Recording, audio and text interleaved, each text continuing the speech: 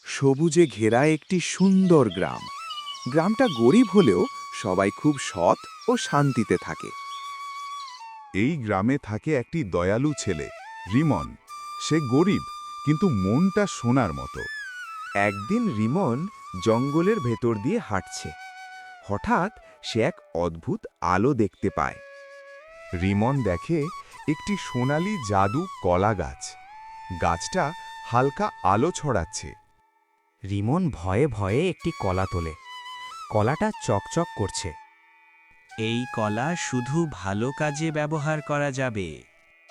রাস্তায় রিমন এক অসুস্থ বৃদ্ধকে পড়ে থাকতে দেখে। কেউ সাহায্য করছে না।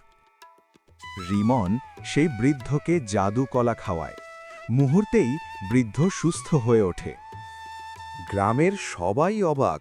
সবাই বলে, এটা তো জাদু কলা। এক লোভী লোক অনেক কলা নিতে আসে। সে ধনী হতে চায়। লোকটা কলা খায়, কিন্তু কিছুই হয় না, কারণ তার মন খারাপ ও লোভে ভরা।